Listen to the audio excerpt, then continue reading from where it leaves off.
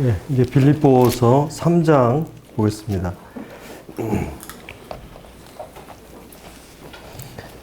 예, 빌립보서 1장의 주제가 뭐라고 그랬습니까? 그리스도의 복음. 예, 복음을 동참하고 복음을 전파하고 복음에 합당한 삶. 예, 복음, 그리스도의 복음. 2장은요? 그리스도의 마음. 예, 그리스도의 이 성품의 마음인데, 이거는 이제 다툼이나 허용으로 하지 말고, 예, 원망과 시비가 없이 하라. 예, 그런 성품으로 그 얘기를 했습니다. 3장은 이제, 3장 1절부터 우리 3절까지 읽고 이렇게 나누도록 하겠습니다. 시작. 끝으로 나의 형제들아 주 안에서 기뻐하라.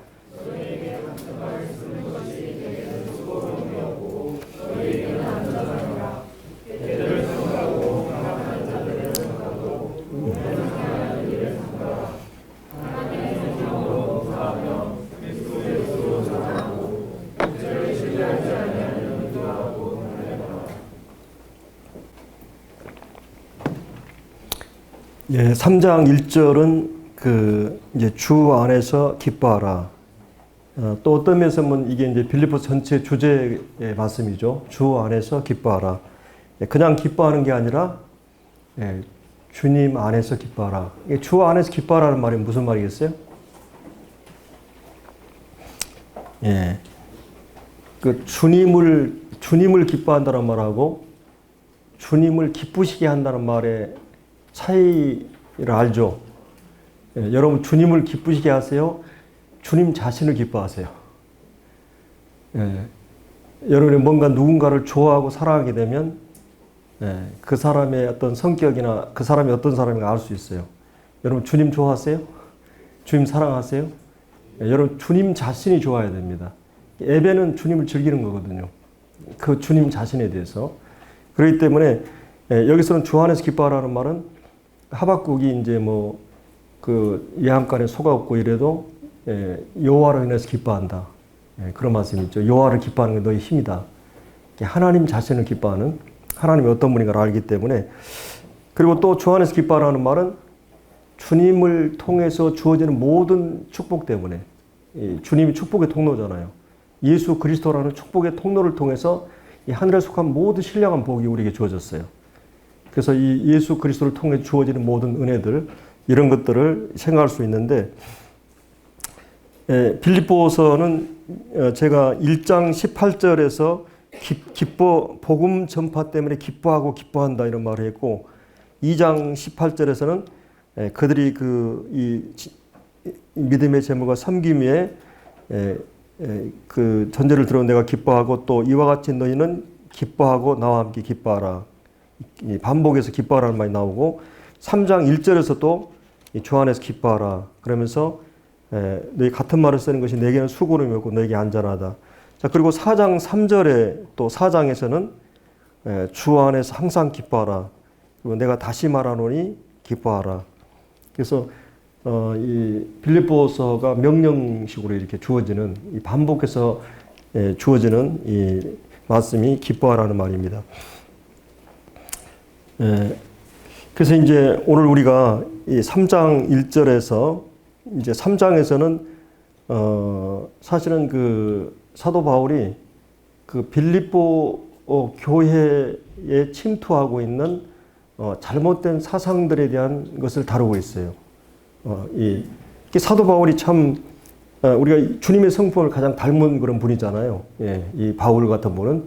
근데도 그렇게 겸손하고 온유하고 또 그렇게 주님을 이 인격을 닮아 있는 이 사도가 이단에 대한 부분에 오면은 아주 굉장히 핏대가 올라갑니다.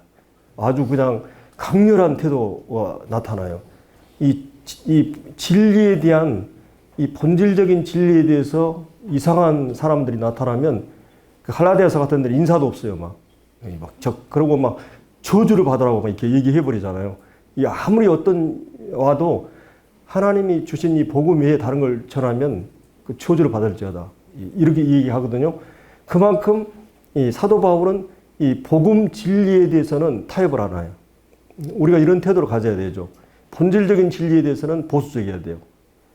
그러나 우리 비본질, 이 본질을 표현하는 방식은 다양하고 이 다양한 것을 존중할 필요가 있죠. 그래서 이런 이제 그래서 여기에 보면은 사실은 3장 2절에서 이 개들이라고 하는 말이 원래는 그 원어의 액센트 그대로 하면 이 개 XX예요. 굉장히 무서운 말이 이게 이 개 뭐 알죠? X 우리가 개 어미라고 하면 괜찮지만 개 새끼라고 하면 완전히 다르잖아요. 예, 그렇기 때문에 여기서 얘기하는 개들은 이 들개들을 얘기해요. 애완용 개가 아니라 바람 피우고 다니는 막 들개들 있잖아요. 막 토하고 이런 것들을 다 막 끄집어내는 이 잘못된 걸 막 반복해야 하는 이런 걸 개들이라고 그러는데, 이 개들을 삼가고 이제 같은 종류의 사람들이라고 봐요. 저는 이 행악자들, 뭐가 악이에요? 하나님 주권을 인정하지 않고 마음대로 하는 게 악이에요. 이 모든 악은 악의 뿌리는, 그리고 몸을 상해하는, 그러니까 본질의 타치보다는 비본질적인 걸 가지고 경쟁하는 것이 종교의 특징이에요. 이 주님을 영으로 인격으로 알아가는 것이 아니라 의식이라든지 규례라든지 막 이런 거를 해가지고 그거를 지켰느냐 안 지켰느냐 해가지고 막 이 바리새인들은 그거 목숨 걸고 막 그런 걸 경쟁하고 그것 때문에 자기가 영성이 더 높고 낮고 막 이런 거, 자기는 막 몸 상해하고 금욕적이고 손 할례 받았냐 안 받았냐 이런 것 때문에. 그래서 사도 바울은 이들을 삼가라. 이 유대인들은 3-3번 하면 그 확실한 거거든요. 예. 사도 바울도 3-3번 기도하잖아요. 이 가시 때문에. 주님도 이 겟세마네 동에서 3-3번 기도하잖아요. 이 삼가라고 얘기하고 있어요. 예. 그러면서 이제 이들의 특징이 뭐냐면, 결국은 율법주의, 유대주의들의 특징은 뭐냐면 자기의 어떤 의를 가지고 하나님께 나아가려고 하는 것이에요. 그렇기 때문에 항상 다른 사람과 비교하면서 자기들 우월감을 가지고 그렇지 못한 사람을 정죄하고 판단하고 또 자기 자랑에 빠져 있고, 이 자기 자랑에 빠져 있는 사람의 특징이 바로 종교적인 사람들이에요. 근데 그리스도를 알게 되면 주님을 자랑하게 되고 사랑하는 대상을 말하는 거예요. 그래서 여기 3절에 보면 하나님의 성령으로 봉사한다 그랬어요. 이 봉사란 말이 제가 또 발음을 해야 되겠는데 서비스가 아니라 월십이에요. 예. 이거는 단순히 봉사라는 개념이 아니라 하나님 자신을 예배할 때 쓰는 말이에요. 성령으로 예배하고. 예. 그래서 우리는 그 하나님의 성령으로 예배하고, 그 다음에 그리스도 예수로 자랑하고, 그 육체를 신뢰하지 않은 우리가 그 할례파라고, 진정한 이 할례파라고 이렇게 말하고 있어요. 그래서 우리가 이제 이 유대인들은 이 마태복음 15장에 보면 이 백성 입술로는 나를 존경하되 마음은 내게서 멀도다. 그래서 그들은 오랜 역사 동안에 이제 그 종교는 시간이 오래 갈수록 고목이 되어버려요. 예, 그래서 우리 자매가 항상 나한테 내가 거목인 줄 알았는데 고목이 있다고. 이게 시간이 오래되면 텅 비어버린 진짜 인물인 줄 알았더니 이게 텅 빈 거목이라고 그러는데, 원래 이게 속이 비어야 이제 인물이 되는 거죠. 근데 하여튼 이 종교적인 사람들은 그냥 형식만 남고 내용이 없는 거예요. 예, 허한 그런. 근데 우리가 이 주님 자신을 알게 되면 이 주님으로 성령으로 예배하고, 그 다음에 그리스도 예수로 자랑하고, 이 요한복음 14장에서도 이 성령과 진리로 예배하는 이 성령과 말씀으로, 진리의 말씀으로 이게 하나님께 예배드리는. 그래서 이 예수 그리스도와 그 말씀의 계시의 근거에서 하나님께 나아가는 이런 사람과, 2절에 나오는 이 유대인들은 율법이라든지 이 의식이나 규례 이런 것들을 지켜가지고 하나님께 서려고 하는, 이것이 이제 이 종교인들과 참 신앙인의 차이를 볼 수 있죠. 여기서. 그래서 사도 바울이 이제 이 4절에 보면은 그러나 나도 육체를 신뢰할 만하다. 그래? 그럼 너희들이 그러면 육체를 신뢰할 만하다고 하는데, 육체를 신뢰할 만한 걸 자랑한다고? 나도 자랑할 것이 있다 이거예요. 과연 내가 구원받기 전에 어떤 사람인 줄 알았느냐? 잠깐 여기서 지금 얘기를 하는 거예요. 내가 육체를 신뢰하다고 그러면서 이제 그 4절 5절에서 보면 이 8일 만에 할례를 받고 이스라엘 족속의 베냐민 지파 히브리 중에 히브리요. 선천적으로 그 어떤 사람이었는가? 그리고 후천적으로 그는 바리새인 중에 바리새인이요. 이렇게 얘기하고 있죠. 어떻게 보면 요즘 얘기하는 이런 스펙이 아주 빵빵한 사람이에요. 여러분들 공부를 아까 저 얘기했지만은 초등학교 들어갈 때부터 공부 치열한 경쟁 속에 살아왔기 때문에 이게 전국적인 경쟁에서 최고의 학교를 들어간다고 하는 자체가 이게 보통이 아니죠. 이게 다르게 보이잖아요, 이게. 일단은. 그런데 사도 바울 같은 경우는 그 전국적인 모든 경쟁에서 그리고 이 최고의 대학에서 이 5등 안에 들어가는 수재였어요. 예, 그리고 그 당대 이 다소의 그 헬라의 문화를 섭렵하고 그리고 이 가말리아, 이 힐렐 하파에 있는 이 학문을 다 섭렵하고 그리고 그 당시에 아버지가 로마 시민권자였기 때문에 그 로마 시민이라고 하는 이 3대 문화의 최고의 엘리트요 특권을 누릴 수 있는 이 박학다식한 그런 이 석학이었습니다. 근데 그가 그 모든 찬란한 이력서, 그 화려한 그런 그 경력을 뭐라고 얘기하고 있냐면 여기 이제 7절에 보면 열심으로는 교회를 박해하고 유대인들 입장에서는 갑자기 예수가 나타나가지고 내가 그 하나님께 보냄받았다고 이렇게 하니까 유대인들 입장에서는 이거는 말이 안 되는 거예요. 유일신 사상 가지고 있는 사람들. 그리고 이 복음이 천하 만민에게 이방인에게 전달을 된다는 것도 이게 이해가 안 되는 부분이었어요. 그래서 그것 때문에 박해를 받고 이제 이 교회를 박해하는데 이 선봉자였다고 하는 말을 하고 있습니다. 그리고 율법에 의로는 흠이 없는 행동하는 양심이었어요. 단순히 어떤 사상을 관념으로만 상하탑에서만 가지고 있었던 게 아니라 운동권 애들이 진짜 애국자들은 무덤에 있고 감옥에 있고 또 뭐라 그러죠? 그 노동자로 있다고 이제 이런 얘기 하잖아요. 예, 그런 것처럼 그 사람들은 그 생각을 사상만 갖고 있는 게 아니라 실제 행동에 선봉에 있었던 사람이에요. 행동하는 사람이었어요. 그리고 율법을 가르치는 사람만 아니라 율법을 그대로 지키려고 그렇기 때문에 교회를 이 유대교에서 봤을 때 최고의 이단이었던 기독교를 완전히 박해하고 없애버리려고 했던 거예요. 수데반을 순교하는데 이 사람이 앞장서잖아요. 이제 그런데 여기서 그가 말하죠. 7절에 그러나 무엇이든지 여기서 이 무엇이든지는 바울의 지금 전공을 얘기해요. 바울이 지금까지 쌓았던 모든 걸 얘기해요. 무엇이든지 내게 유익하든 내게는 유익하든 것을 내가 그리스도를 위하여 다 회로 여길 뿐더러 이 그리스도로 아는 데는 그게 가장 큰 해가 된다는 것이죠. 내가 그리스도를 놓쳐버린다면 모든 걸 놓쳐버리기 때문에 그리스도를 얻는 데는 모든 걸 비워야 되기 때문에 그 모든 것을 여기서 해로 여길 뿐더러 여기서 이제 여기다는 단어가 7절, 8절에 몇 번 나오죠?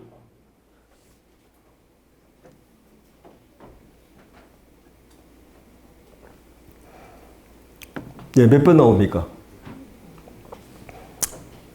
예, 3번 정도 나오죠. 7절에 한 번, 8절에 모든 것 새로 여김은 그리고 이제 폐설모로 여김은 그래서 원래 여긴다는 말이 카운트한다는 말이죠. 계산하다, 부계하다, 간주하다 이런 말이에요. 그래서 사도 바울은 이제 그가 주님을 섬긴 지 아마 20년이 지나고 수없이 사역의 시간을 지나고 나서 이 편지를 쓸 때는 그동안 자기가 쌓았던 그 화려한 그런 그 스펙 그걸 다 버려버렸는데 이제 내가 예수님을 믿고 나서 20년이 지난 다음에 이제 얼마든 자기가 이것을 변경할 수도 있어요. 내가 예수 믿어보니까 예수 따라보니까 이게 가짜야. 이건 아니야. 충분히 마치 그 대자대조표를 변경할 수 있는 상황이에요. 저울로 얘기하면 그 한쪽에는 예수님, 한쪽에는 화려한 그의 이력이에요. 근데도 그가 여기서 뭐라 그래요? 내 주 예수 그리스도를 아는 지식이 가장 고상하다 그랬어요. 가장 고상하다. 그래서 그렇게 여겼기 때문에 그러면 여기서 예수 그리스도를 아는 지식이 어떤 지식이었어요? 사도 바울은 이 지식은 사람을 교만하게 하는 게 아니라 겸비하게 해요. 사람을 거룩하게 하고 사람을 고결하게 해요. 사람과 하나님 앞에 바르게 서게 하고 이 하나님과 인간을 시간과 영원 세계를 연결해주는 이런 놀라운 지식이에요. 예수 그리스도를 통한 지식, 예수 그리스도를 아는 지식, 이게 최고의 고상하다. 그리고 그 예수 그리스도를 아는 지식과 세상의 모든 걸 다 합쳐놔도 단연 예수 그리스도가 이게 저울이 그냥 내려가 버리는 거예요. 그 무게가.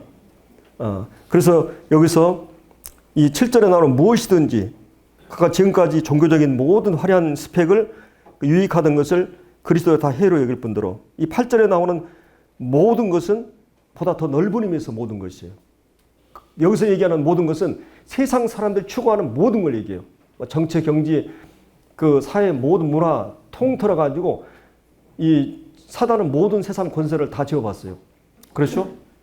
세상의 어떤 뭐 권력과 모든 세상에 찬란한 이 권력과 영광을 다 지어봤는데 예수님께 와가지고 네가 나한테 절 한번 하면 이건 다 너에게 주겠다 그랬어요. 근데 예수님은 어떻게 했어요? 주 너의 하나님을 시험치 말라. 예수님에게는 하나님 한 분으로 만족했어요. 그런데 마귀는 세상의 모든 소유나 권력을 다 접었는데 만족하지 못했어요.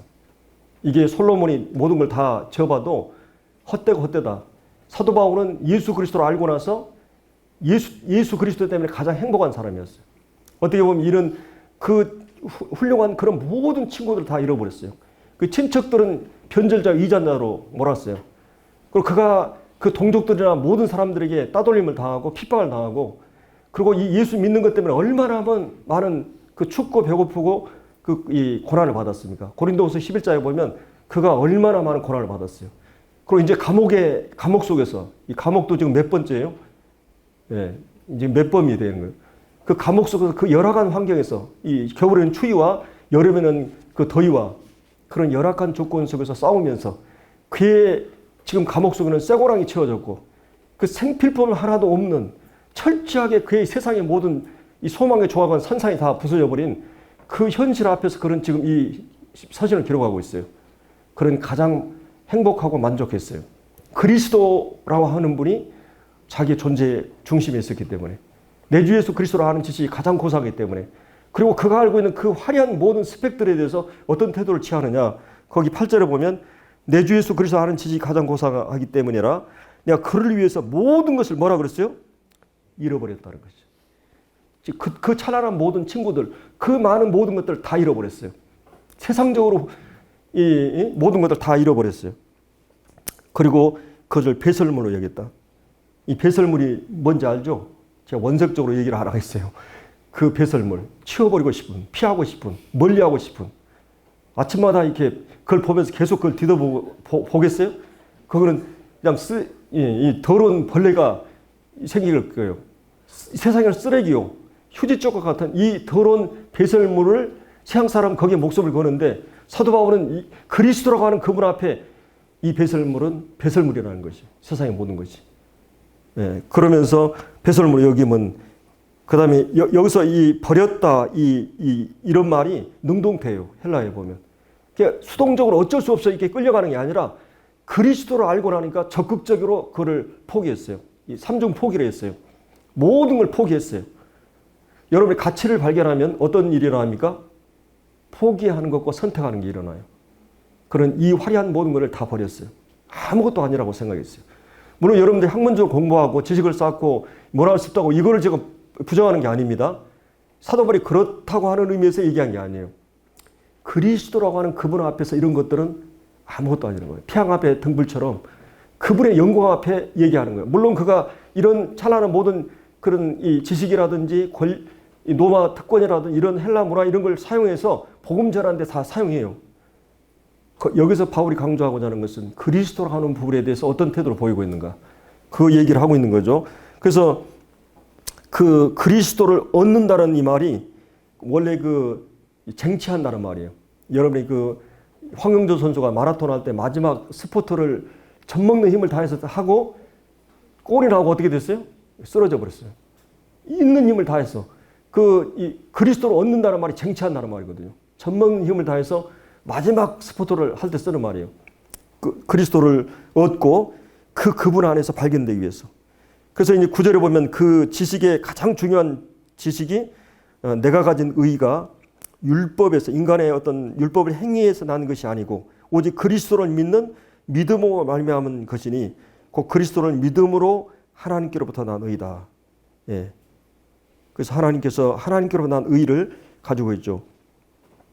그리고 이제 10절에 보면 내가 그리스도와 그 부활의 권능과 그 고난의 참여함을 알리하여 그 죽으심을 본받아. 그래서 이 사도 바울은 이제 그가 뭐 지금 20-30년이 지난 이 시점이었어요. 그가 주님을 가장 잘 아는 사람이라고 할 수 있어요. 예, 그런 삼층천을 실제 경험한 분이었고 이 성경을 13권을 썼어요. 그리고 3개 대륙에 복음화를 하는데 짧은 시간에 어마어마한 1차, 2차, 3차 전도행을 통해서 복음화했어요. 많은 교회를 개척했어요. 그가 남기는 어떤 결과는 업적은 대단한 거예요. 근데 그가 이 오랜 시점이 지난 이 시점에 뭐라고 그래요? 내가 그리스도를 마치 갓난아이가 알고 싶어하는 태도로 내가 이 그리스도를 더욱 알고 싶다. 그 부활의 권능을 더 알고 싶다. 이 얘기를 하고 있는 것이죠. 이 10절에 나오는 내가 그리스도와 여러분 누군가가 존경하고 사랑하게 되면 사람은 알면 알수록 실망하는 부분이 있잖아요. 근데 그리스도는 알면 알수록 깊이 들어가면 들어갈수록 더 실제적으로 알고 싶은 이 예수님에 대해서 한다는 말이 아니에요. 여러분 제 아내를 이 얼굴만 보고 알아요. 또 제 이름을 알 거예요. 예, 교과서를 책을 통해서도 알 수도 있어요.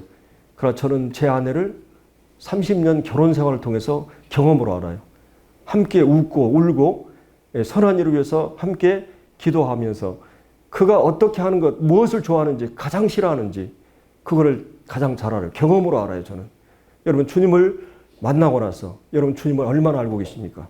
실제적으로 주님을 경험적으로 그 인도하신 가운데 그때그때마다 주님이 일기를 통해서 말씀을 주셨던 그리고 그 예수님은 이 거룩하신 분이고 의로우신 분이고 그리고 여러분이 가장 많이 경험한 것은 그토록 긍휼과 은혜가 용서가 풍성하신 분이에요. 그 많은 실수에도 불구하고 여전히 나를 신실하게 돌아보시는 여러분 그 주님은 어떤 분이라고 얘기할 수 있겠어요? 여러분 찬송할 때 이 찬송이 마음으로 드려진 찬송이 있잖아요. 이게 그래서 그리스도를 알고 싶다고 말하고 있어요. 경험적으로 인격적으로 관계적으로 알고 싶은 그리고 그리스도를 그 다음에 부활의 권능 여기서 부활의 권능은 뭘 얘기하겠어요? 여기서 이 사도 바울이 얘기하는 이 부활의 권능은 예수님을 부활하게 했던 그 권능이 있죠. 그 권능이 우리를 거듭나게 했어요.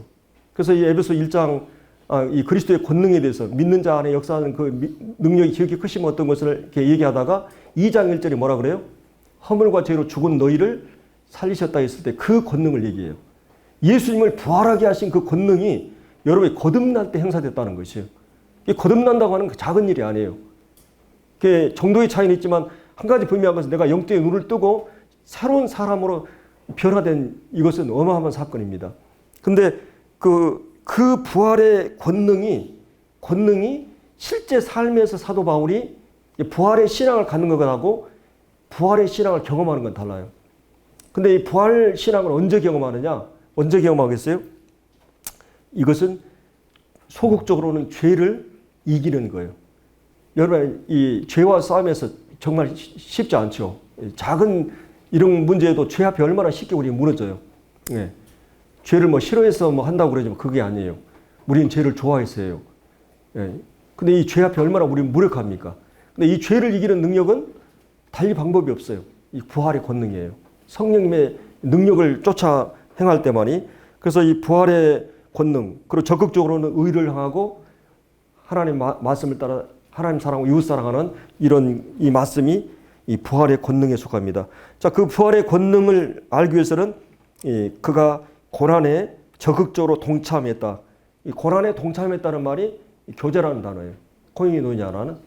그래서 그는 그 고난에 소극적으로 물론 우리가 고난 받는 것은 시련에 이런 건 굉장히 수동적이에요.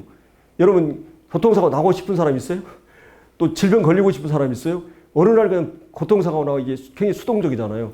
근데 그런 복음을 전하고 경건하게 살고 말씀을 지키고 의를 위해서 살고 말씀 쫓아 사는 그런 적극적으로 말씀 앞에 섰을 때 그가 당하는 이런 모든 고난을 얘기하는 거예요. 그 고난에 동참한다고 하는 말은 뭐예요? 그때 주님이 경험되기 때문에 그래요. 여러분이 주님이 간 길을 가지 않으면, 주님이 선자리에 서지 않으면 절대 주님은 경험되지 않아요. 보지 않아요. 주님이 자기를 비우시고 그 십자가까지 날아가는 그 십자가의 원리의 삶을 따라가지 않으면 주님은 여러분이 보이지 않아요. 그렇기 때문에 사도 바울은 여기서 그 주님을 알기 위해서 이 고난에 참여할 뿐만 아니라 알고자 해서 죽으심을 본받았다 그랬어요. 이게 2장에 나왔던 너희 안에 이 마음을 품으라 이 말이에요. 예, 주님의 죽으심을 본받았다는 말은 주님이 가셨던 십자가의 원리로 삶을 살아가려고 했다는 것이죠. 자기를 부인하고 십자가를 지고 주님을 따르는 이 삶을 살아갈 때 우리가 주님을 실제로 경험하기 때문에, 그래서 어떻게 해서든지 죽은 자 가운데 부활에 이르려 하노니, 이것은 여기서 얘기하는 부활은 미래 영화를 얘기하는 게 아니라, 이게 우리나라 번역에는 이렇게 나왔지만 이제 여러 가지 주석 가운데 다르지만 죽은 자들 가운데서, 믿지 않은 사람들 가운데서 살아있는 존재로 드러내기 위해서, 이런 말이에요.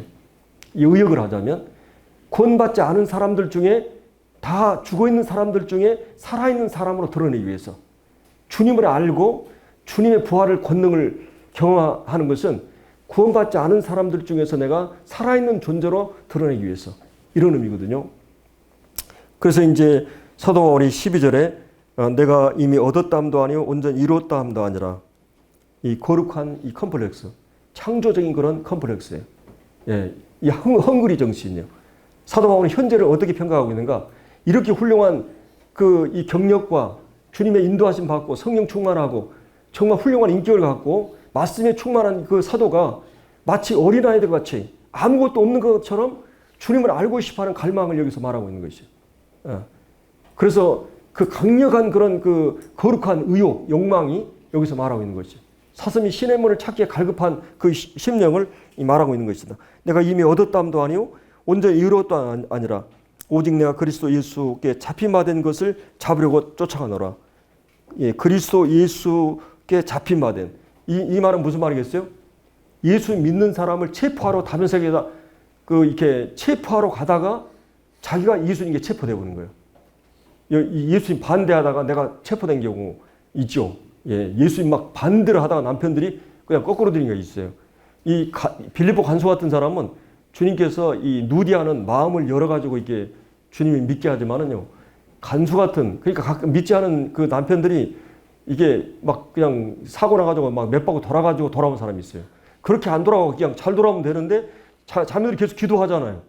하나님께서는요, 순하게 이렇게 하는 경우도 있는데 엄청난 그런 지진을 일으켜가지고 그 중심을 하나님께 붙드는 경우가 있거든요. 그래서 사도 바울 같은 경우는 그런 케이스예요.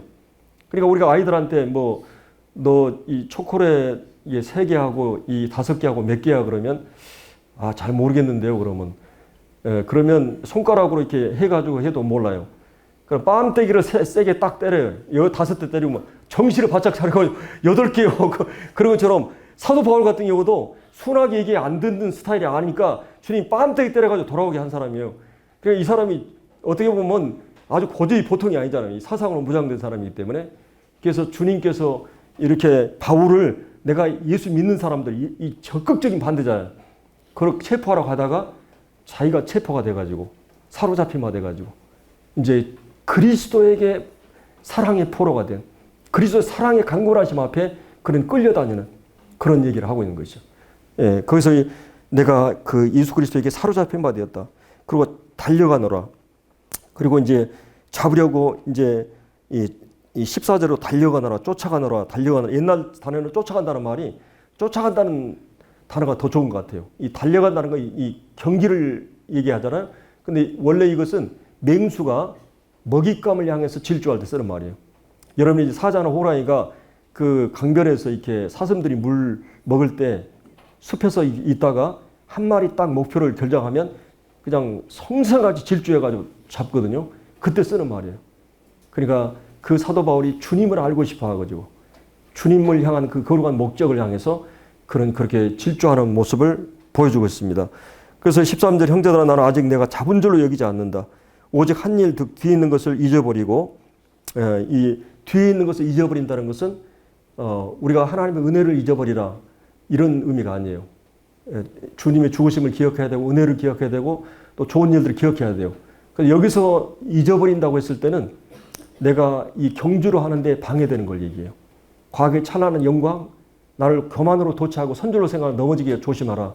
그리고 그것이 내가 부끄럽고 내가 앞으로 나가는데 이게 끌어들이는, 이렇게 끄집어내리는 그런 어떤 낭망이나 부끄러운 그런 일들에 대해서 자기는 다 잊어버린다는 거죠.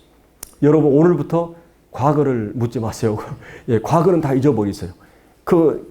이 사람은 과거에 때문에 분노하고 과거의 후회와 죄책감에 살아요. 미래에 대한 어떤 앞으로 불확실한 미래에 대해서 불안하고 염려해요. 그러나 이 사도 바울은 뒤의 것은 잊어버리고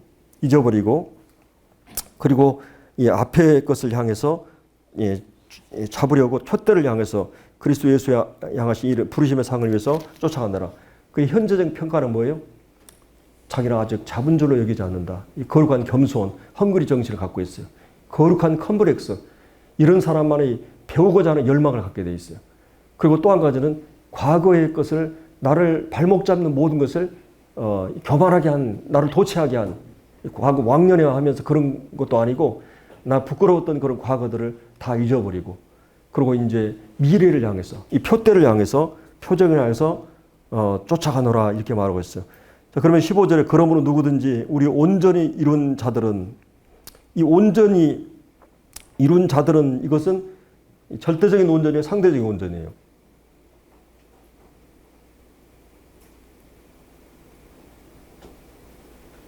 예, 상대적 온전이죠. 이거는 이제 좀 우리 가운데 좀 더 성숙한, 그렇죠, 성숙한. 이게 주님 오셨을 때 완전하게 이루어진 온전이 아니라 이제 먼저 좀 성숙한 성도들은 이렇게 생각할지니 만일 어떤 일에 너희가 달리 생각하면 하나님이 이것도 너희에게 나타내시리라. 그러니까 우리가 주님 섬기면서 얼마나 궁금한 게 많아요. 저도 성경 연구하다가 아직도 이게 풀리지 않는 난해한 구절들이 많아요. 그래서 아마 천국은 긴 시간이 필요해요. 우리가 질문할 게 많아. 그렇지만은 그런 것들도 하나님이 때가 되면 다 이해가 된다는 거예요. 제가 10년 전에 설교한 걸 보면 가끔 내가 부끄러울 때가 있어요. 엉뚱한 해석들을 많이 했기 때문에. 근데 시간이 갈수록 주님이 하나하나 깨닫게 해주시고 이번에도 메시지 듣다가 정리가 되는 게 많고 이렇게 계속 우리는 배워가요. 평생을. 그렇기 때문에 달리 생각할지라도 하나님이 이것도 너에게 보여주실 것이다. 오직 우리가 어디까지 이르렀든지 계속 그대로 행할 것을 말하고 있어요. 자, 우리가 이제 마지막으로 17절에 형제들아 너희와 함께 나를 본받으라. 자, 나를 본받으란 말은 어떻게 보면 제가 여러분에게 저를 본받으십시오 그러면 어떻게 있어요? 굉장히 교만하다고 얘기하잖아요. 예. 근데 사도 바울이 여기서 본받으란 말은 이 고린도서 11장에 나오는 내가 그리스도를 본받은 것 같이 너희가 나를 본받으라. 그리고 여기서 본받으란 말은 빌립보 전체에서 얘기했던 지금 핵심 교리를 얘기했어. 특별히 이제 3장에서 얘기했던 내가 그리스도로 아는 지식 앞에 어떤 태도를 보였느냐. 내가 그리스도를 알고 싶어하는 강렬한 욕망을 시사한 것처럼 그것을 본받으라는 것이. 그리고 내 남은 인생을 이 표대를 향해서 질주하는 것처럼 쫓아가는 것처럼 그것을 여러분을 본받으라. 그리스도를 내가 본받은 것처럼 너희들도 그렇게 나를 본받으라고 말하고 있어요. 여러분이 맛있는 것 있거나 또 좋은 구경을 할 때는 누가 생각나요? 사랑하는 사람이 생각나죠. 이 바울은 자기가 걸어가 보니까 어떻게 보면 얼마나 고생을 많이 했어요. 저는 제 자식들한테 모르겠어요. 저는 사역의 길을 가고 선교의 길을 가기를 바랬어요. 근데 걔들은 그러더라고. 나는 고생 안 하고 싶다고. 엄마 아빠가 너무 고생하고 경제적으로 어려워가지고 우리가 이 고생을 했는데 우리가 또 그 길을 가라고요? 그런 얘기를 하더라고. 근데 이 아이들이 좀 결혼하기 전에는 그랬는데 결혼하고 좀 철이 들어가니까 걔들이 이제 아기를 낳고 이러다 보니까 이 엄마 아빠의 길이 참 그 숭고한 정말 귀한 길인 것을 알게 되고 자기들도 이제 그런 거에 대한 관심과 존경을 갖고 되더라고요. 그래서 주님을 깊이 알아가면 이제 달라지는 걸 이렇게 보게 되더라고요. 그래서 여기 이 사도 바울이 그러면서 주님을 본받는다는 것은 여기 아까 제가 얘기했던 3장에 얘기했던 주님을 알기를 갈망하고 주님을 닮고 싶은 그런 갈망을 얘기하는 거죠. 그것을 본받으란 말이고 그 다음에 18절에 나오는 내가 여러 번 너에게 말하였거냐 이제도 눈물 흘리며 말하노니 여러 사람들의 그리스도의 십자가의 원수로 행하느니라. 이제 그리스도의 십자가의 원수로 행한다는 말을 이제 두 가지로 봐요. 하나는 이제 율법주의로 보고, 왜냐하면은 그 율법주의는 십자가 필요하지 않다고 생각하는 거죠. 그렇잖아요.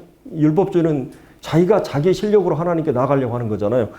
근데 이제 일반적으로 제가 이게 주석들을 쭉 찾아보니까 이것은 그 반율법주의자들 얘기예요. 로마서 6장에 보면 은혜를 더하게 하려고 죄에 거하겠느냐 결코 그럴 수 없다. 하나님의 은혜를 악용하는, 십자가에서 내 죄가 다 사해졌기 때문에 이제 죄를 지어도 나는 지옥까지 안 간다고 하기 때문에 죄의 경계심을 늦추고 죄를 쉽게 범하면서 그걸 정당하고 합리화하는, 이것은 십자가의 원수예요. 하나님께 십자가를 통해서 얼마나 죄를 철저하게 다룬 걸 안다면 우리가 연약해서 넘어질 수 있지만은 죄를 적극적으로 짓는 것을 조심해야 돼요. 이걸 얘기하는 십자가의 원수로 행하는. 물론 이제 이런 무리들이 이제 있었어요. 그러면 19절에 보면 그들의 마침은 멸망이라 그랬어요. 그들의 신은 뭐예요? 그들의 하나님은, 배라는 말은 욕망을 위해 사는 사람들. 쾌락주의라든지 황금, 돈을 위해 살고 쾌락을 위해 사는 사람들, 이런 사람들을 말하는 거죠. 이 세상적인 삶의 방식을 추구하는. 그래서 그 영광은 그들의 부끄러움에 있고 땅의 일을 생각하는 자라. 그래서 주님을, 바울을 본받는다는 말은 바울처럼 주님을 알고 싶어하고 그 주님을 닮고 싶어하고 고난의 자리에 가기를 원하는 태도고, 이런 그 타락한 삶의 세상적인 방식으로 살지 않는 것을 말하는 것이죠. 그리고 이제 또 한 가지는 20절, 21절에 나오는 그러나 우리의 시민권은 하늘에 있는지라. 우리의 국적이 어디예요? 하늘이에요. 이중 국적 갖고 있죠. 대한민국 국적을 갖고 있고, 근데 우리의 시민권은 하늘에 있는지라. 거기로부터 구원하는 자, 거기로부터 구원하는 자, 곧 주 예수를 기다리오니. 여러분 어때요? 주님 기다리세요? 사실은 저는 총각 때 저 장가 가고 오면 좋겠다고 생각을 했거든요. 근데 지금은 빨리 왔으면 좋겠어요.